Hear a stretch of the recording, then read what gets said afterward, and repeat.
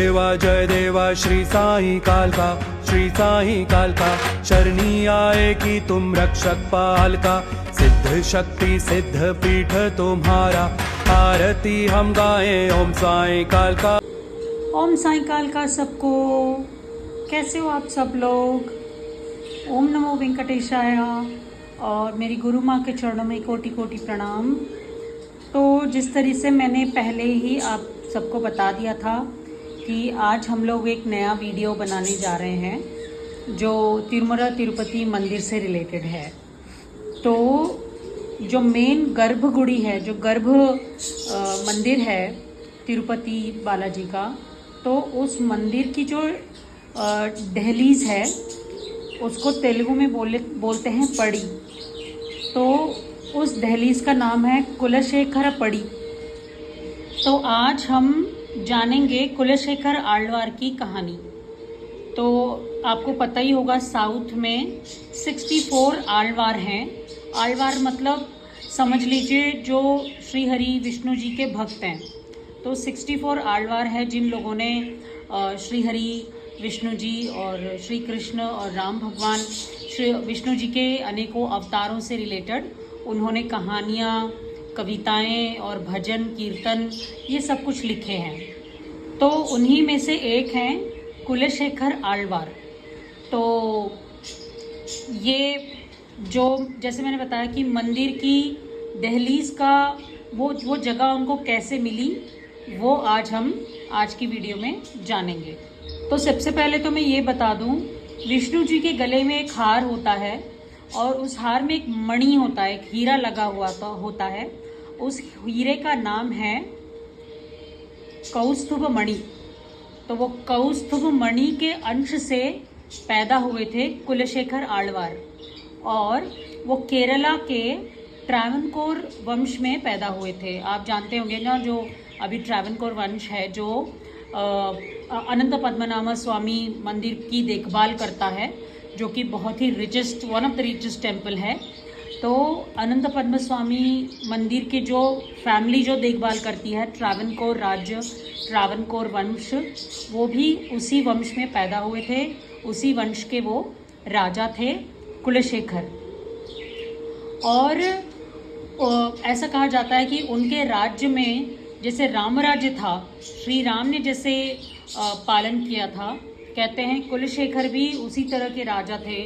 उन्होंने सबकी रक्षा की, सबकी हेल्प की। छोटा बड़ा नीच जात ऐसा कुछ भी नहीं था, सबको प्रेम देते थे और सबकी हेल्प करते थे। वो बहुत ही पराक्रमी राजा थे। उन्होंने अपना साम्राज्य बहुत बड़ा किया। जैसे आप जानते हो ट्रावनकोर साम्राज्य बहुत बड़ा है और बहुत ही ज़्यादा richest, one of the richest families थी। तो वो बहुत पराक्रमी राजा थे। लेकिन उनकी एक कमज़ोरी थी और उनकी कमज़ोरी थी पुराण, जैसे रामायण, महाभारत। तो ये पुराण जो होते थे वो उनकी कमज़ोरी होती थी।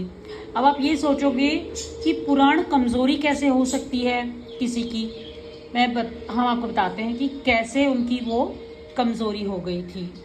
तो उनकी एक आदत थी कि वो रोज़ अपने जो राज दरबार होता था उसमें पंडितों को बुलवा के पुराणों का वो पाठ करवाते थे। तो एक बार क्या हुआ, पंडितों ने रामायण से अरण्यकांड जो चैप्टर है वो पंडित पढ़ रहे थे। और उसमें ऐसा एक एपिसोड है उसमें जहाँ पे दिखाया जाता है कि कुछ जब अरण्यकांड में जब श्री राम और लक्ष्मण अरण्य में जा रहे होते हैं, जंगल में जा रहे होते हैं, तब कुछ राक्षस वहाँ आ जाते हैं और फिर वो राक्षसों को श्री राम उनका वध कर देते हैं। ऐसा उसमें एक सिनेरियो है, एक एपिसोड है अरण्यकांड में। तो जब पंडित उनको, कुलशेखर को ये एपिसोड सुना रहे होते थे तो वो इतना लीन हो जाते थे पुराणों में कि उनको लगता था कि वो सब कुछ अब उनके सामने ही हो रहा है। तो वो खुद भी अपनी तलवार लेके निकल पड़ते थे कि मेरे श्री राम, मेरे प्रभु राक्षसों से अकेले ही लड़ रहे हैं, तो मुझे उनकी रक्षा करनी है, मुझे उनका साथ देना है। ऐसे बोल के वो तलवार लेके खुद ही निकल पड़ते थे। तो इतना वो तन्मय हो जाते थे पुराण सुनने में कि उनको समझ ही नहीं आता था कि वो क्या कर रहे हैं। तो उनकी भक्ति उस लेवल की थी, तो इसी वजह से पुराण उनकी कमज़ोरी थी।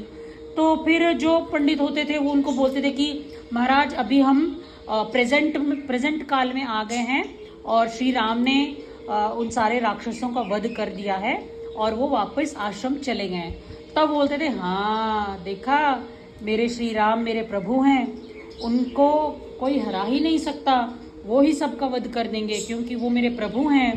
ऐसे करके वो वापस अपने राज्य में, अपने महल में आ जाते थे।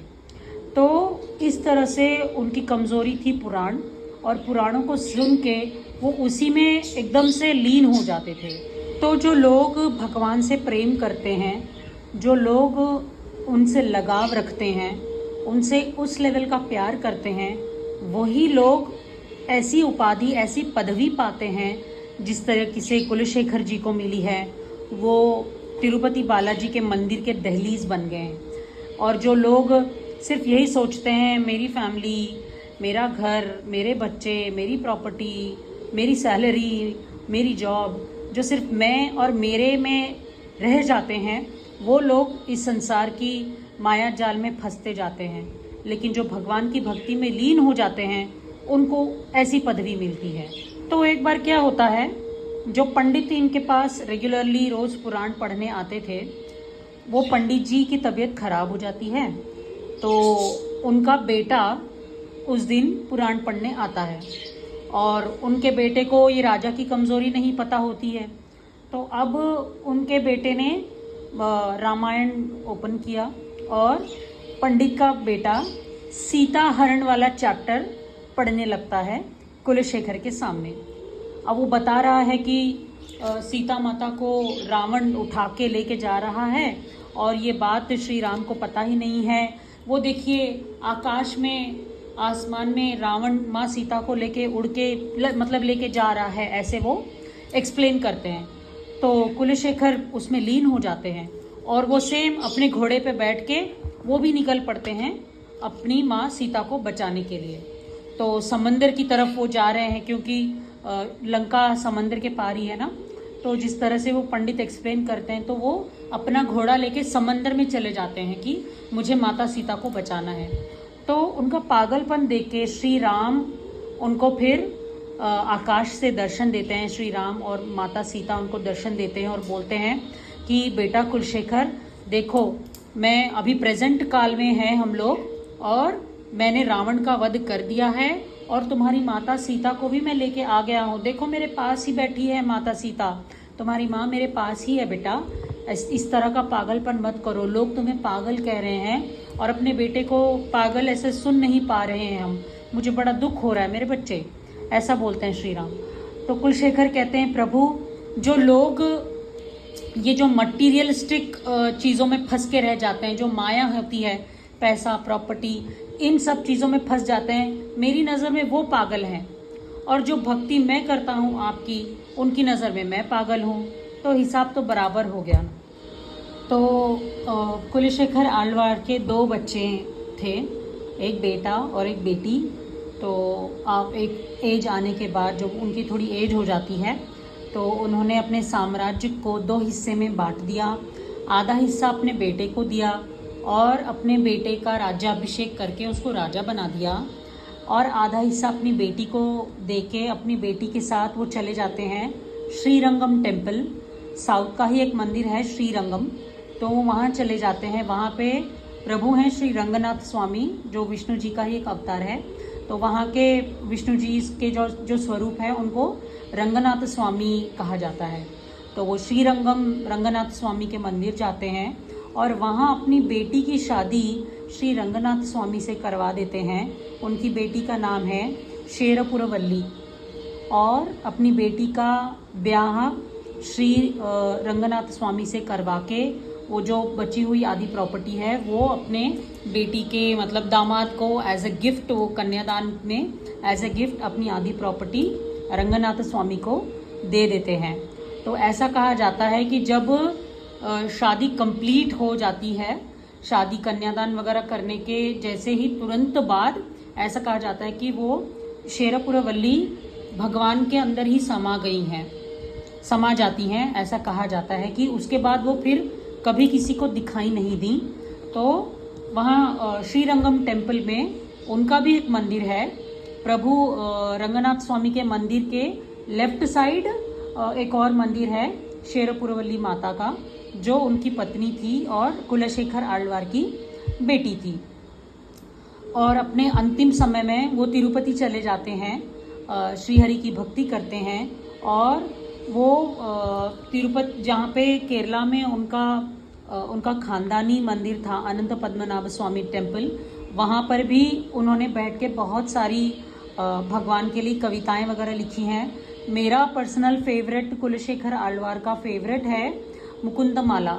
मुकुंदमाला नाम का एक श्लोक उन्होंने लिखा है, उसमें 40 श्लोकाज है श्री कृष्ण के ऊपर, और बहुत ही सुंदर है। अगर कभी आपको समय मिलता है तो मुकुंदमाला सुनने की कोशिश करें, बहुत ही सुंदर है। आप YouTube में चेक कर सकते हैं, मुकुंदमाला कुलशेखर आळवार करके आप टाइप करेंगे तो वो आ जाएगा। तो फाइनली वो अपने अंतिम समय में तिरुपति में रहते हैं और वहाँ पे भगवान तिरुपति बालाजी की बहुत भक्ति करते हैं, पूजा वगैरह, और उनके लिए बहुत कीर्तन भक्ति गीत वगैरह वो उन्होंने लिखे हैं। और जब उनका अंतिम समय आता है तो ऐसा कहा जाता है कि भगवान वेंकटेश्वर तिरुपति बालाजी ने उनसे पूछा कि बेटा कुलशेखर, सारा जीवन तुमने मेरी भक्ति की है, तो आज तुम्हारा अंतिम समय है, मांगो तुम्हें क्या चाहिए। तो कुलशेखर आळवार भगवान को कहते हैं कि प्रभु, मुझे आपके मंदिर की दहलीज बना दीजिए ताकि मैं आपका कमल की तरह मुख, वो भगवान के चेहरे को कमल के फूल से कंपेयर करते हैं और कहते हैं कि आपके कमल के फूल जैसा मुख मैं हरदम देखता रहूं, पंखुड़ियों के जैसे आपके होंठ को मैं हरदम निहारता रहूं, इसीलिए मुझे आप अपने मंदिर की दहलीज बना लीजिए। तो भगवान ने उनको आशीर्वाद दिया, वरदान दिया और उनको बोला तथास्तु। तो इसीलिए जो तिरुपति बालाजी के मंदिर का जो मेन दहलीज है उसको कुलशेखर पड़ी कहते हैं। मतलब कुलशेखर उस पड़ी का नाम है, दहलीज का नाम है, क्योंकि ऐसा कहा जाता है कि अपने मरने के बाद जब उनकी सांस निकली तो कुलशेखर उस दहलीज में समा जाते हैं, ऐसा कहा जाता है। तो अगर कभी तिरुपति जाना हुआ तो जो मेन दहलीज है उसको छू कर अपने माथे पे लगाएं और ऐसी भक्ति ही मांगे भगवान से, उनकी तरह भक्ति मांगे। मुझे इनकी स्टोरी बहुत ही अच्छी लगी, मुझे लगा आप सबसे भी शेयर करनी चाहिए, तो इसीलिए मैंने शेयर की है। तो फ्रेंड्स, ये थी कहानी कुलशेखर आळवार की और कुलशेखर पड़ी की। अगर आपको ऐसी इंटरेस्टिंग स्टोरीज़ जाननी है तो प्लीज़ मुझे बताएं, कमेंट में लिखें, और तो ऐसे ही और इंटरेस्टिंग स्टोरीज़ हम आपको बताएंगे। अगर आपको मेरा वीडियो अच्छा लगा, मेरा चैनल, मेरा कंटेंट अच्छा लगा तो please like, share and subscribe. Thank you so much for visiting my channel. Om Sai कालका, जय गुरु माँ।